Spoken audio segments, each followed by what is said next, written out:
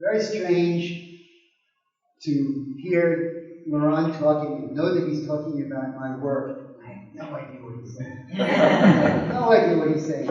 The interesting thing is that Lóránd and I know each other for a long time, but usually we speak in English, sometimes in French, and I can do a little bit of French. And almost always we disagree. So now he said all these things, and I have no idea what he said, but I'm sure I disagree. I don't know where to start. But that's a good place to start. I like the fact that Lóránd and I don't agree about everything that has to do with art. I like the fact that he pushes in one direction and I pull in the other direction. Now I like it because, for me, everything that's interesting is about a kind of tension. I'm not comfortable in situations where everybody agrees there's only one answer. I want to be in a situation where there are many possibilities. I want to be in a situation where there are more questions than answers. And I think that art is about that. For me, art is about ambiguity. It's about the things that you cannot say with language, any language. Things that can't be said in any language without pinning them down, without tightening a box around them. The reason now I speak a little bit as an anthropologist. The most important invention, discovery of human beings is probably language, spoken language. And why was it developed? It was developed because it made it possible for people to do the same things together. It made it possible for people to cooperate. But the only way that can happen is if you simplify the situation. The world we live in is too complex to deal with everything. We always have to make a choice. We're now in a social situation, we will behave in a certain way. We go home, we're with our family, we behave in a slightly different way. We go to work, we behave in a slightly different way. In each case, what we're doing is using culture and language to reduce the possibilities. That way we can work together. But I'm interested in the situations where the possibilities aren't reduced, they're acknowledged. I'm interested in the situation where it's not one thing or another thing, it's one thing at the same time as another thing. I'm interested in the situations where one thing is turning into another thing.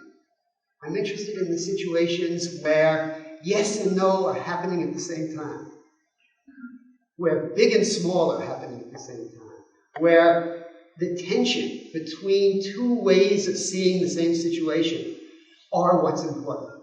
And I think that's what art is about. Again, speaking as an anthropologist, I'm always wondering why in every culture that we know about, every historical period of every culture we know about, there's something like art. Why? Why do people always do that? And the only answer I can think of is that everywhere there are people who understand that language and culture are limitations. They're ways of limiting the choices. And everywhere, at every time, there are at least some people who want to acknowledge that the world is more complex than we can describe with language. There's more going on than we can see at once. And that's where the excitement is. That's where the energy is. And I think that art is the way that people do that all over the world. That is, the nature of art is to be ambiguous. It's to say the things that you can't say with language. For me, any piece of art that can be described in words is probably a bad piece of art. Unless the art is saying something that you cannot say with words, there's no point in doing it. And I'm talking about music, and I'm talking about painting, and I'm talking about sculpture, I'm talking about writing, I'm talking about everything that we call art. Even poetry. Poetry is the use of language in a way that breaks the expectations of language. It goes somehow beyond it by pushing the words together in a strange way. That's what interests me. the things that I'm doing here and generally, yeah, I make objects, those wooden pieces on the wall, the stones there. But the objects don't interest me. I really don't care about those objects. Those objects, I make them because I can make something happen with them. I can make a place. I can change the way a room feels.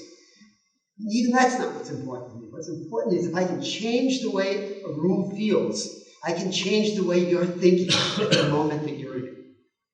And I can change the way that you're thinking, not in that direction as opposed to that direction, but in a very special way, a way that just puts you in a position where you say to yourself, I don't understand. There's more going on than I understand. And I'm not interested in the answer to the question of what's going on. I'm interested in the acknowledgement that always there's more happening than we can understand. A very famous scientist, a physicist, unfortunately I don't remember which one it was, but said something that I've never forgotten. He said, not only is the world more complicated than we understand, the world is more complicated than we are able to understand. That is, we don't have enough horsepower in our heads to completely understand the complexity of the world. But we can sense it, we can feel it, we can acknowledge it, we can say, this is what I think now, but I know it's more complicated than that. I know there's more going on. That's what I want to have. I want you to go into that field and to feel a different place than was there 2 days ago. I want that difference to just make you see more than you saw before. Not more stones, not more extension or space, but just the idea of an undifferentiated, undefined, unclear more. More of everything, more of anything. Just more, there's more in that field than you thought there was. And if there's more in that field, there's also more in your head, also more in your house, also more in your car, also more when you change your view and look out that window. That's what art does to me. And that's the only thing that I'm interested in about art. It's a very strange thing to be doing because it's completely confusing. And it should be confusing. Confusing to the maker, confusing to the viewer, confusing to everybody. But that's why it's interesting. It's one of the few places in our lives in which we can look at something and say, I don't know why I feel the way I feel, but I'm touched, I'm moved, I'm thinking things I wasn't thinking before. And sometimes it's good, and sometimes it's bad, but it's a powerful, powerful thing. Just as this weather tonight is very powerful. It's cold, it's uncomfortable, it's very strong. That acknowledgement of a kind of strength in nature, a strength in human nature, a strength in culture, a strength in you people being here in this place, in this small village tonight. There's a kind of power in it. There's a kind of mystery. Why are we all here? Why are you listening to me? I don't have any answers to give you. All I can tell you is what I feel when I'm in a situation like that. And what I feel is a kind of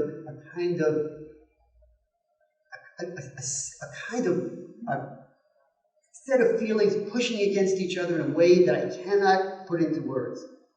I'm also a writer. I write a lot, and I like to write. But what interests me in even writing is not clarity. It's a kind of confusion, a kind of cloud of meaning that never stops. And one needs to find strange ways to talk about it. I talk about if you take a ball and you throw it up in the air, there's a certain point where it's going up, there's another point where it's going down. In the middle, there's a point where it's not going up or down. Or maybe it's going up and down at the same moment. And that's a kind of moment where everything and nothing exist together. You can't hold on to those moments, but you can remember them. And you can let them sink into your consciousness and remember them at other times. That's all that I want from art. Yeah, you know, I arrived in New York. As Lóránd said, I was an anthropologist. I had lived for 2 years in the desert in northern Mexico with American Indians.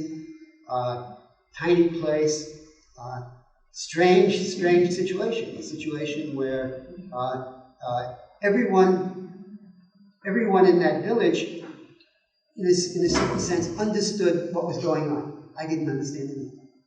Very strange, kind of almost the definition of being crazy. Everybody knows the answer, but you don't know what's going on. Very strange, but being in that situation, I began to notice things I never saw before. The desert. When I first arrived in this little village in the desert, the desert is featureless. It's all the same from one place to another. Everything looked the same. Within about a year, everything looked different. From one place to another place to another place, completely different.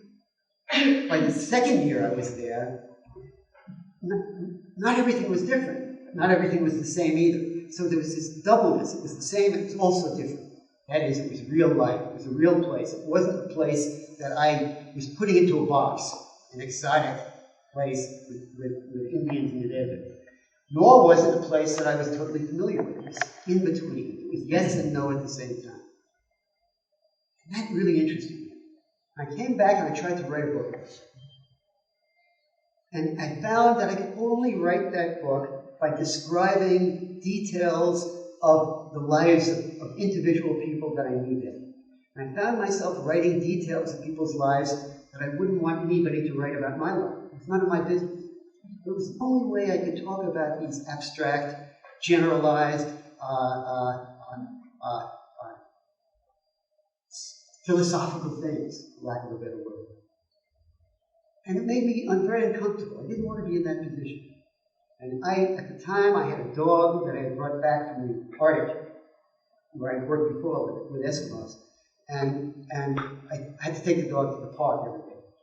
And I found myself picking up pieces of wood and just playing with them and throwing them away. And one day, I picked up 2 pieces of wood from the ground, and I held them up together. And there was a strong emotion. Without any story. There was no reason why those 2 pieces of wood should give me that emotion.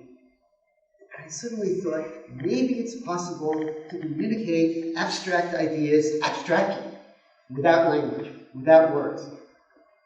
And I started making things, and that's, and one day a friend came to my house and said, "Idiot, that's called art. That's called sculpture." Never occurred to me. I was just trying to figure out what was going on. And I've been doing this. I'm doing it for that reason, because it's possible to make something that changes how you feel without attaching a story to it. For me, as an artist, language is the enemy. Despite the fact that I'm a writer and I like to write, language is the enemy, because language is always too specific. It always makes a box with a boundary. I'm interested in the things that push against the boundary. I'm interested in the things that when you point at them, they jump to the side. When you point at it there, it jumps down. You can never pin it down. Interestingly, in the last 10 or 15 years, that's the way physicists have been talking about basic particles of the universe that are neither positive or negative. They're neither on or off. They're both at the same time. Something we can't conceive of, we can't make sense of, yet it seems to be the truth. That's what artists have been doing forever. And all art, in my mind, all strong art does that. Realist painting, Roman art, African art, Renaissance painting, sculpture. It's all about a kind of strangeness. It's not, there's some story, there's some literal stuff going on, but it's not the power. The power is something underneath that, behind that. And that's what interests me. And that's what we've been talking about since we've known each other, from different directions. Lóránd is an art historian and a social historian, and it's very interesting for him to say, yes, but this happened this way. This happened first, this happened second, this happened third. Yeah, okay, from a distance. But when it was happening, there wasn't 1, 2, or 3. And there's no 1, 2, or 3 in your life. Everything's happening to you at once, you know. And tomorrow you'll think of something that you should have done yesterday. And you know, and it's all that confusion. Lóránd's job is to separate out the confusion. My job is to put it back. But we need each other. Just like yes needs no, you know, and up needs down. The curator needs the artist needs the curator. Not only the curator, but the person who's interested, who's looking, who wants to be moved by art. And so I find myself in a strange position because I identify as an artist. I don't think of what I'm doing as art. I don't know what it is. All I know is I'm trying to make these things happen. And I'm doing it any way I can. I'm trying to do it in the simplest way I can. I'm trying to do it in the most immediate way that I can. Because immediacy seems to me to be a part of that experience that I'm describing. I try to use ordinary materials, familiar materials, you know, natural materials, local materials, only to make this other thing happen. And that's the thing that interests me. And I've been at it now for 30 years. And it's still something. It's still confusing. Yeah, I would say that it's very interesting. We made a lot of exhibitions. You made a lot of exhibitions. We made once in Valencia in a really interesting situation.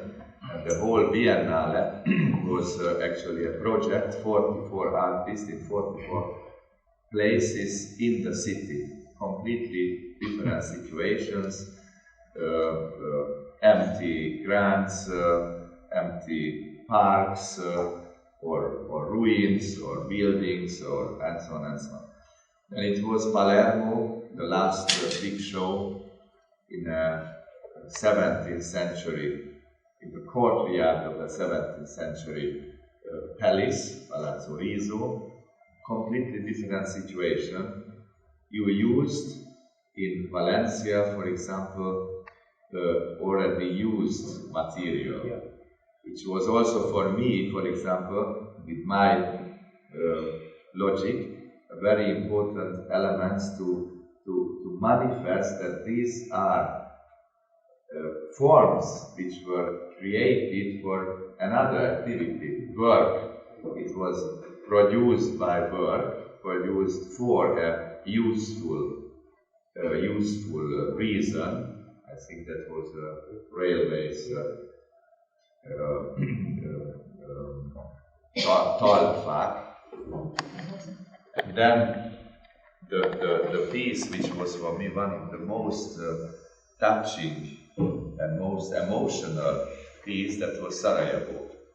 And you used the pallet stone which they covered the houses, the old houses. They were put always 2 plates on the wall. And it was very interesting how people in Valencia, which was a very, very vivid reaction, people were really very participative, the Valencia people. Sarajevo people, they interpreted as a message directly to them. They said of course, it was a city destroyed by the war. They lost more or less 60,000 people died during the war. They interpreted it like a little bit like a certain memory for the deaths, the cemetery, the anonymity of the dead people, and so on and so on. This area is all the certain kind of narrative created by the people who take the work, but it's not necessary, perhaps neither your intention or not completely, nor necessarily the right interpretation, but the question is what is the right? No, but it's part of my job to not allow there to be a clear story. So that, in Sarajevo, one of the suggestions, one of the things that was suggested by this thing was a radio. Oh, that was one of many things that were equally suggested. And clearly it wasn't a radio. That scale was wrong. So what I want, for me it's very important. There's a term that I use. I don't want those pieces to have a handle. I don't want there to be something that people can grab onto and say, oh, I know what it is. It's a cemetery. I know what it is. So what I have to do and want to do is to have a kind of suggestion of a narrative, but as soon as you reach for it, it jumps away. Something else comes up. So you say it's a great, no, but it's also. So there's a friend of mine who's a photographer says that she wants her photographs to have the beginning of a story, but without knowing what the story is. There's no real story, but it's the beginning of any endless number of stories. But there's a starting point. That's interesting to me. It's interesting that she was a writer before she was a photographer. But she doesn't. But now, when she was a writer, she was writing stories. But she doesn't want it to be. She doesn't want the picture to tell a story. I don't want my work to have a strong single story. Now, other artists may. Certainly, some of them do. I don't. So it's my job and my responsibility to keep that narrative from being too clear. And I fail sometimes. Clearly. And that's another interesting thing. I'm not changing the subject, but failure is a very, very important part of art in my work. First of all, it's very important for the artist to work on the edge of failure. I feel the need to work beyond what I know I can control. I want to be very close to failure. For a number of reasons. One reason is I only learn from failure. I learn nothing from success. I learn everything from failure. The works that don't work teach me things. The ones that work, I don't learn anything. I did it. It's finished. Anyway.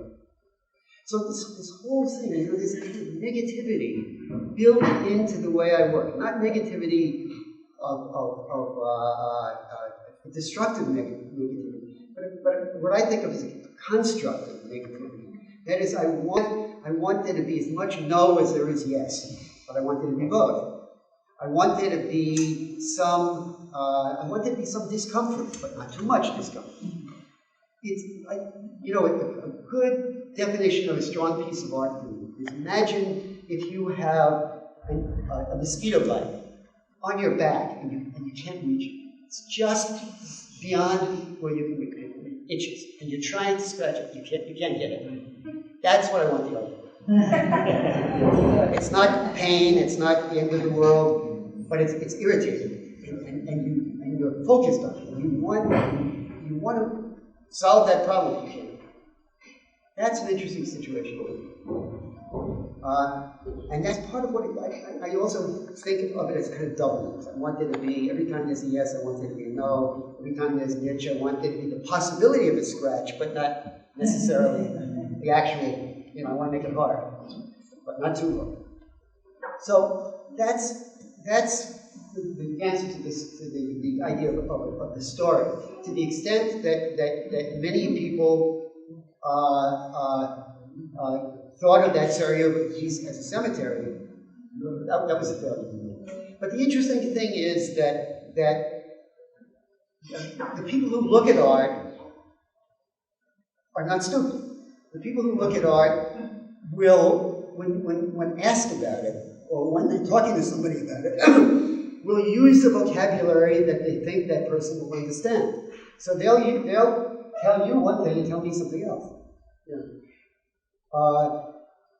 You had a history with a experience with that war. We've been there many times before. I had only been there once before. I mean, different situations. So they were telling a different part of their experience here and a different part of their experience to me. And that's another complexity that I love.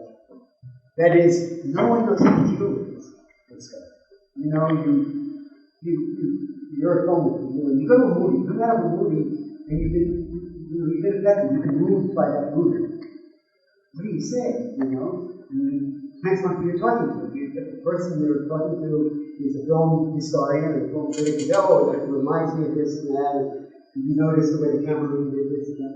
If you're talking to a friend, you just say, you know, I need a drink, or something. But both are true. I mean, both are aspects of what went through your head, not necessarily during the movie, but at least after. And the thing that I want to emphasize now is I like that. I want that. I don't want clarity. I don't want an answer. I don't want clear meaning. I want all of that to be. I want it to jump when I want to get there. You know, lots of people have talked about this kind of thing. But the nature of the thing I'm talking about isn't the language. So it's hard to talk about. So a lot of poets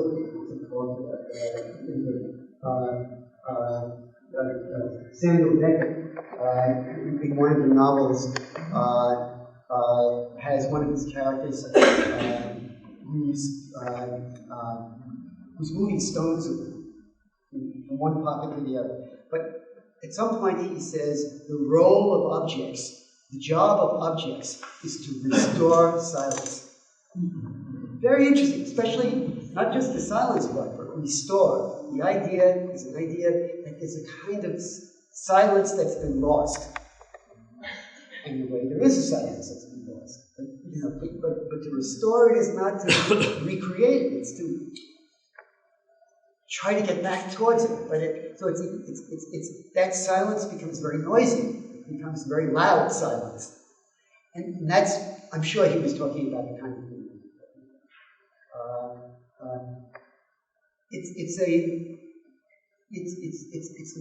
The use of art. I mean, we love to talk about the fact that art has no use, no practical use. Of course, it has a practical use. It helps us to understand the world we live in. Not understand in the sense of logic or in terms of answers to questions. It helps us to acknowledge the world that we live in. The word acknowledge is a very interesting word. It doesn't mean know. It doesn't mean to understand. It doesn't mean to have an explanation. It means simply to say, yes, it exists. Complexity exists. The world is indeed more complex than I can understand. That's nice. That in itself is a very interesting position to put yourself in. It's like walking on ice. Very slippery, which is good.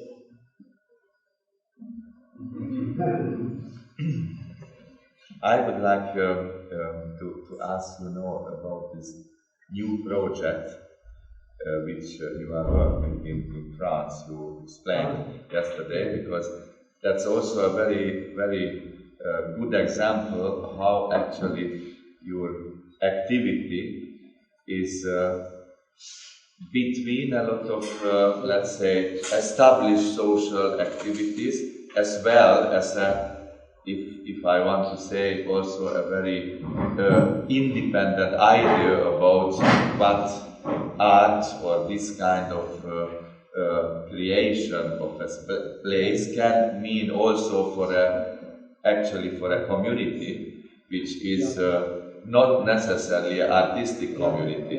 That's very interesting, this strange combination of social aspects,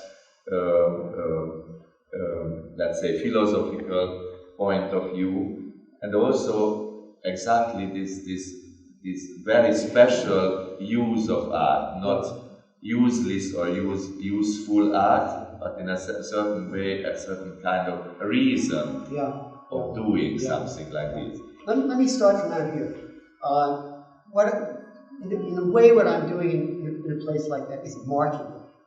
Basically, I'm making a mark that changes how that place feels, so that it changes how you think in that direction of being open to this kind of confusion.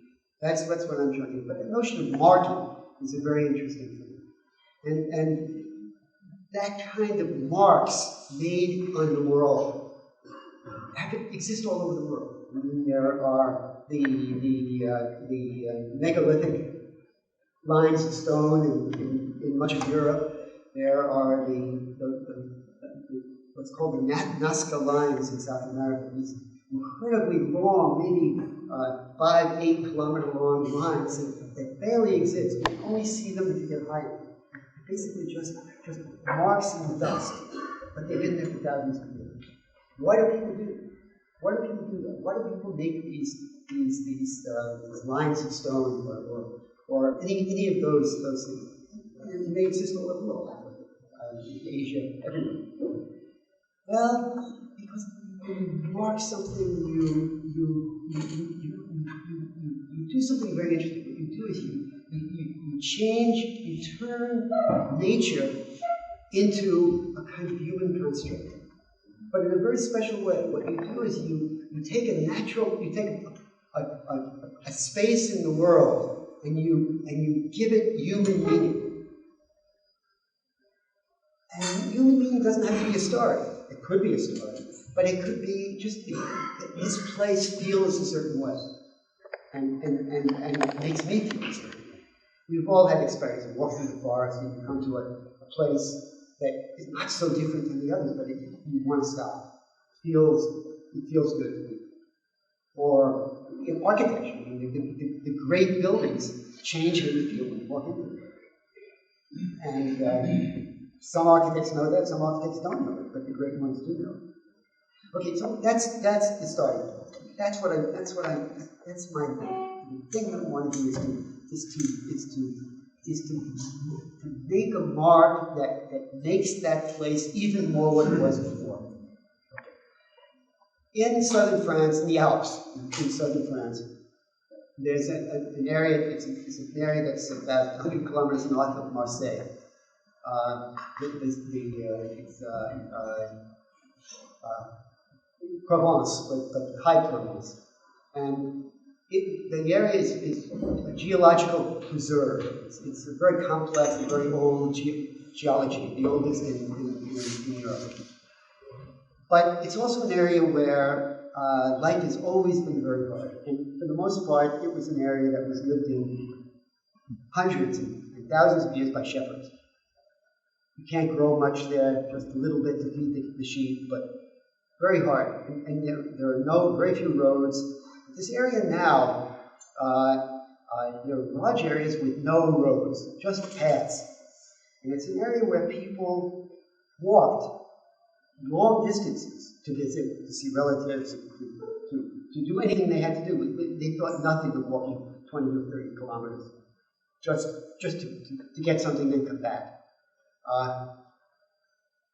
What's happened is, especially since the Second World War, is the economy in this area has become even worse than before. So there are many villages that have been abandoned, completely abandoned, or just one person living in them. Some of these villages are very old. So there's one place in these mountains that someone found for me, where there's a village that has a 12th century church built by the Templars. It's pretty well broken down, but the facade is still there. Part of the roof is still there. Stone houses, nobody's been. The last person left in I think in 1932. There was one point in the 12th century where it was very important because it was right on the border between Savoy and France, and there was a lot of contention. It was a border that needed to be protected, and the church was there as both as fortress and as a spiritual protection. But the church, the stone church, sits there facing the biggest black mountain across the valley. And it's clear to me that wasn't accidental, that this was a real standoff between nature and culture, between religion and raw nature. But anyway, this village is a place where two rivers meet. To get there, you go to the end of the road, you get into a jeep, you go as far as the jeep can go, and you walk for 2 hours. It's about an hour. And it's incredibly beautiful. That's the place. The story is that the small village at the end of the road has jurisdiction over that, civil jurisdiction. And they're trying to save the church, and there's no money. Somebody got the idea that maybe the art museum could help. The woman who's the director of the art museum got in touch with me. And I went to talk to the mayor of this little town at the end of the road. It's a very interesting situation. It's a situation where in France, after 1968, a lot of young, educated people left Paris. They went back to the land, and a lot of them went to the mountains there because it was really cheap. You could buy a house for nothing.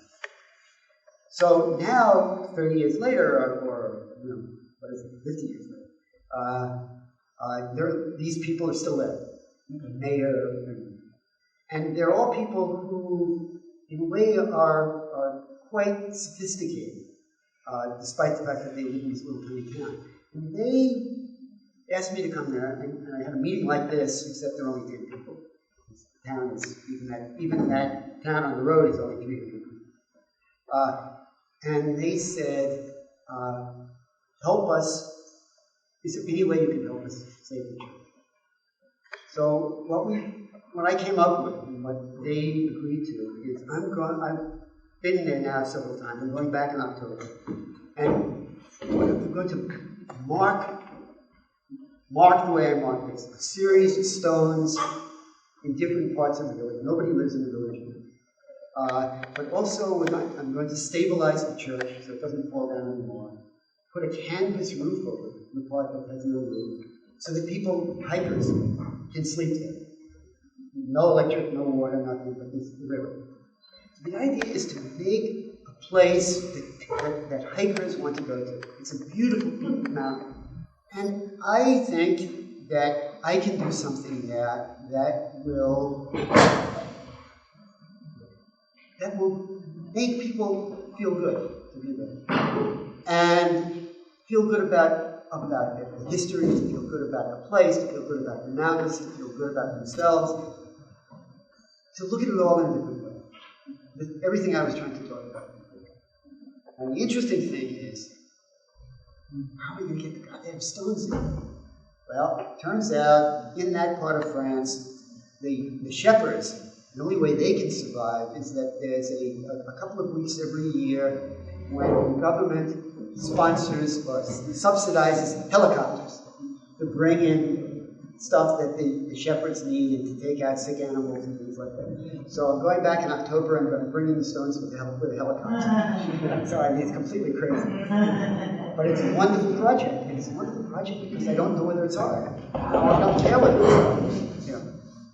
And next year, anyone who wants to can come.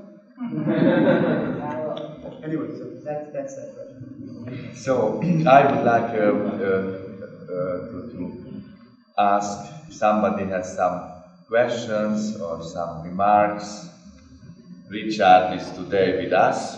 That's the reason of our Saska station meetings. I am really very, very thankful to you. You came, and we continued this nice tourney from Valencia to Palermo, from Napoli to Saska, and we continue. And so lehet kérdéseket feltenni, lehet direkt. First of all, I really like your site-specific installation, and I really like the specific color that you wear. Yes. I was just wondering what your impression was when you arrived in this room and you saw that textile on the wall. I just can't help thinking of what you thought when you first saw it. The town, this area, Hungary, complicated history, long, complicated history, but also complicated recent history too. And the fact that this culture house is still exists and functioning and kept up and cleaned and used in this village is quite extraordinary, quite interesting. And the fact that it's being used for this is also a kind of wonderful coming together. Lóránd organizing this here, and the fact that Lóránd is doing it in a sense privately, it's not a government function or a museum function, it's a beautiful thing. And again, it's another complexity. You know, so this town, the more I see the town becomes more and more complex, which by now you understand that I like. And a lot of things happening at the same time. And the fact that this is here, on the one hand, and that the only factory, as far as I know, that has been in this town for a long time, is here in the state that it's in, just next door. It's kind of wonderful doubleness. So it's a very beautiful place. And this whole area, the volcanic area, strong place. I wonder if you also work with found objects. I work with found materials. I don't work with found objects. I mean, from time to time I try to use familiar materials. I try to use materials that everybody understands. You know, with stone. You know that if you touch it, it's going to be rough. You know it's heavy. You understand stone. You understand wood. I don't use exotic materials, and I try to use local materials, that is familiar materials. And I'm very happy to use materials that were shaped for something else. For instance, I do a lot of projects where there's very little money involved, which is actually fun. It's very exciting. But I want to be able to work on whatever scale seems appropriate for me. So I found, for instance, that I can almost anywhere in the world borrow railroad ties, the wood that's used on the railroad. There are piles of them everywhere. And if I can talk to somebody, I can usually say, look, I'm not going to do anything, I'm not going to cut them, I just want to use them for a month and then you can have them back. The other thing that, for instance, in a lot of places, the edge of the street is granite curbstones in many parts of the world. And if there's a city with granite curbstones, there's a pile of them somewhere in the city. And usually I can borrow those too. So there's two aspects. One is it's familiar. Everybody knows it's railroad ties. Everybody, you know, if they're paying attention, they can guess that might be the curbstones. But it's also familiar. You know, everybody understands what the nature of that material. It's not, if you saw something, you know, some exotic metal, you don't know what it is. Or if it's gold or shiny copper, it's too beautiful. I'm not interested in beauty. I'm interested in strength. I'm interested in I'm interested in what moves me. And I'm not moved by beauty as such. Beauty is one of the things that moves me. But beauty alone is for me is dead. It has to be beauty with life. It has to be some combination of things that are strong, immediate, somewhat ambiguous, and powerful. That's what, So, most of the problem I have with found objects is that there's too much of a story. The railroad ties, I can overpower that story. Yeah, and the same thing with the blocks of granite. The material itself is strong enough. But a shaped object is already it defeats my purpose. I can't use it. I want to make a statement. So is that possible? Is that possible that art itself, the marking, is the right reach and to understand the reality of any given culture? So any given culture has a myth, a myth mythology. The people subconsciously or consciously was to understand the daily reality, which is rooted into the mythology, the myth of that culture. Yeah. Is that possible that art is the bridge to bridge that over to understand? Well, I mean, I think that it's perfectly possible that to use art that way, but it doesn't interest me, and it's not. It doesn't become strong art that way. It's like you know, socialist realism was a useful thing for the government, but it was never strong art because it was too pointed in another direction. The kind of thing that you're talking about, fine, art can be used that way, but the best examples of that are strong art that's used that way. So it starts out doing that, but it does something else too. That is, it reminds you of your heritage and all of that, but it also pulls you into a kind of sense of more, of other, of a kind of completeness that is in itself incomplete, but is expanding. That is, it does what you're saying, but it also does what I'm saying. That's what I'm saying is what I believe all strong art does. But as I say, it's very hard. I mean, I'm not saying that everything I make does that. But everything I try to make, everything I make, I try to do that. And the complexity is that the stronger the art is, the more it pushes that other thing that you're talking about into the background. It becomes secondary, which makes it maybe even more powerful. But it's not the main point. It's a kind of thing, it's underneath. And that underneath thing is religion uses art a lot. But the best religious art, the religious content is underneath, not on top. In my mind. I just want to ask you that you say that I know you're an anthropologist. Was. And you're not anymore. Because what you have said made me think about this anthropometric relationship between science and art. And I think if you were a scientist, it means that you have to turn away from science very much, because what you said, the artist, what you are, doesn't want to understand, he wants to go over understanding. The scientist wants to understand, to help understanding. Yeah, but I think that these categories aren't as clear as that. I think that there are some scientists who are, the understanding that they seek has crossed a line of traditional understanding. I mean, that's certainly true of a lot of the physicists now.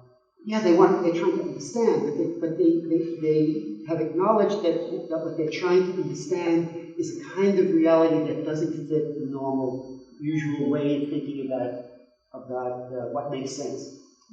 Yeah, no, but listen, and there are, I could still be doing anthropology, but I would have to fight to do the kind of anthropology that I want to do. I mean, I would have to fight against the culture of anthropology, which is to be, as much as possible, at least it was when I stopped doing it, as much as possible quantified, rigorous, none of which interested me. I mean, I wrote a small book once that was called the ever-winking eye, the eye that's always winking. And my notion was that objectivity was impossible for an anthropologist. And the best that you could do was to have a whole series of subjectivities that were all different. That's the closest you could come to some notion of what might be, what somebody who was after objectivity might be looking for.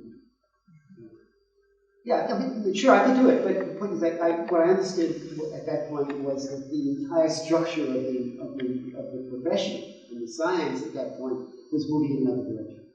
10 years later, it was moved back in a direction I would have been more comfortable in. I was already doing something that I would enjoy more. It's just a question that I didn't want to have to fight that battle. I just wanted to do what I wanted to do. But I think what she wanted to point out, maybe if I interpret this, is that the art has a duality of the cognitive aspect and the emotional aspect. You were talking about understanding and feeling. Yeah. Always you use this Yeah. word very often. Yeah. So you cannot leave one out without the other. You always think and you feel. Yeah. And you understand me? Yeah. What I also ask, what I'm interested in, what do you expect for the reception? I mean, who is looking at your things, which you call art or not? Yeah.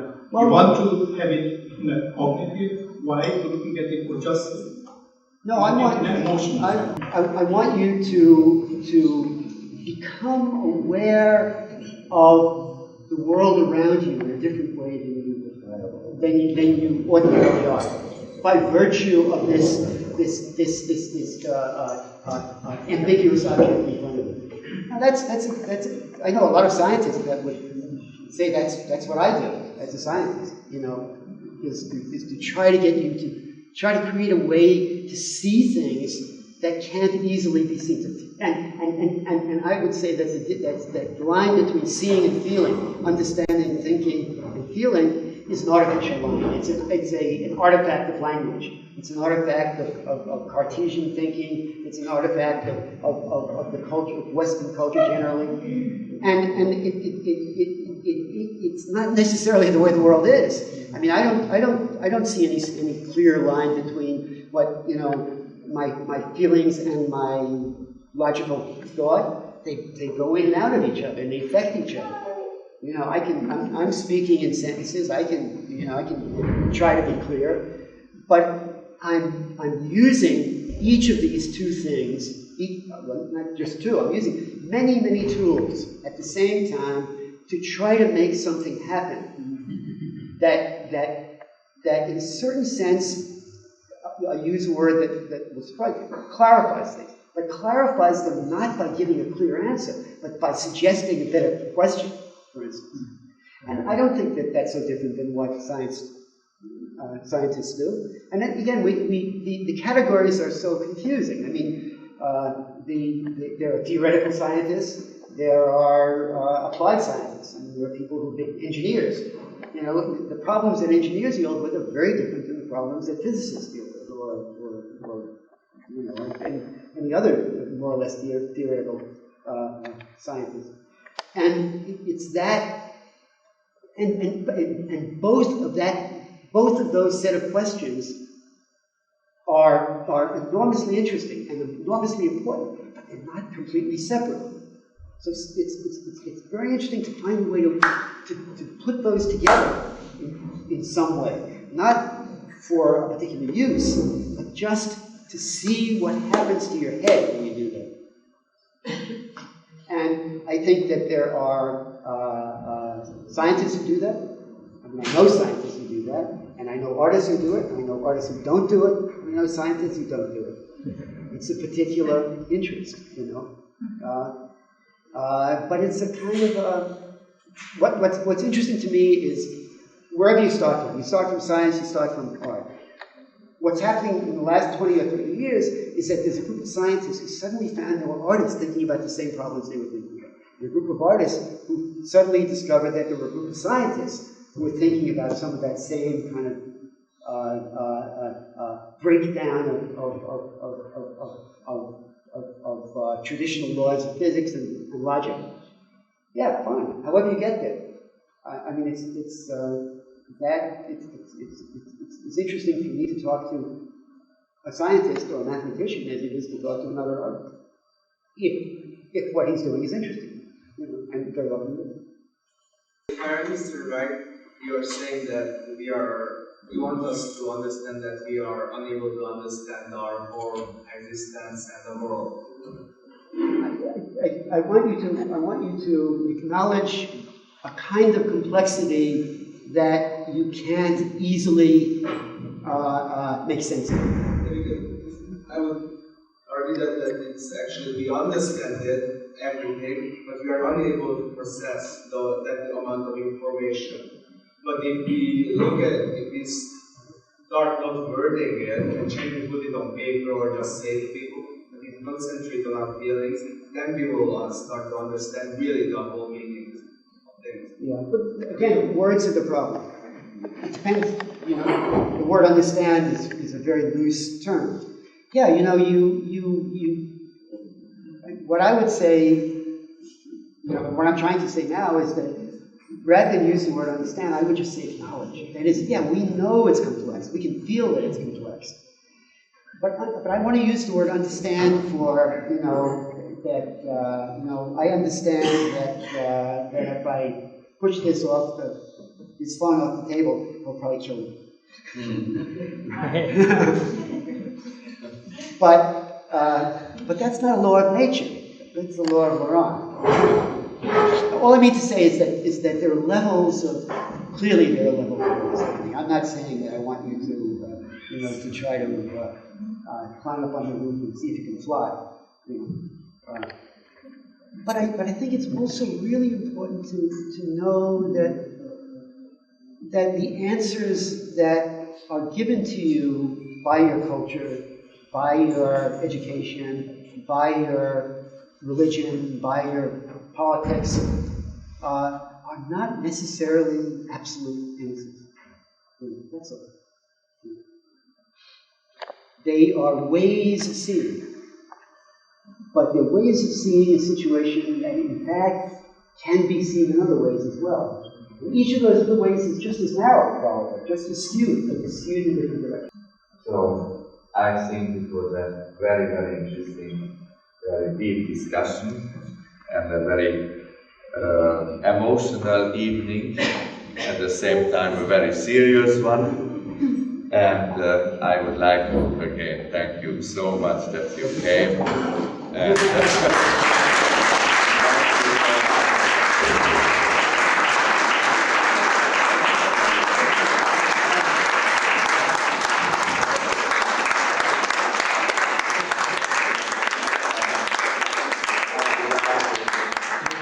this nice evening with this idea that we can do real important moments for us with our work, with our discussion, with our acknowledgement of the real situation. It depends a lot on us, and I'm very happy that you came again, a lot of people who were here already last year, and we shall continue this Saska station, one artist, one day, one work, one discussion, and a real meeting, a real meeting between friends and between people who are able to listen to others. Thank you very much.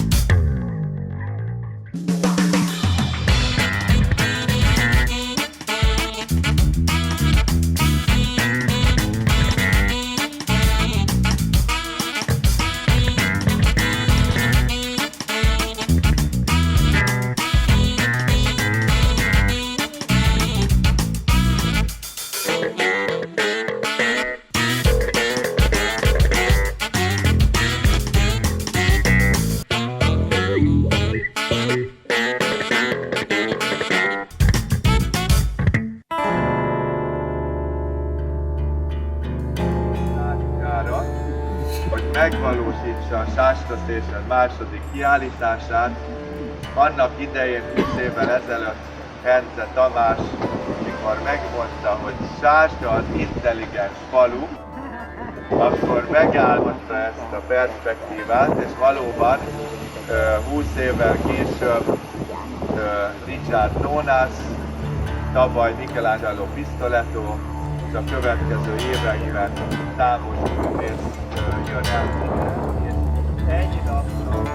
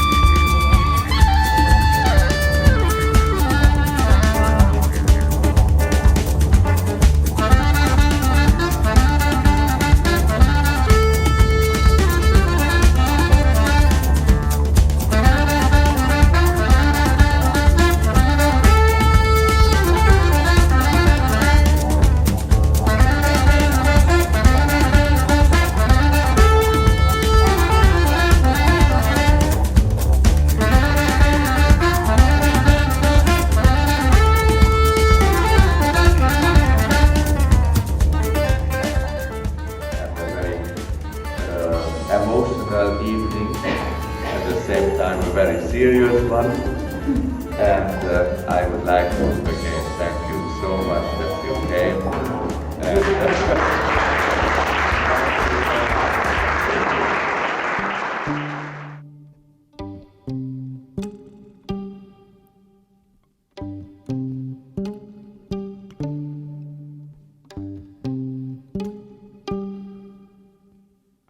Todo lo que hace el viento es trazar en la tierra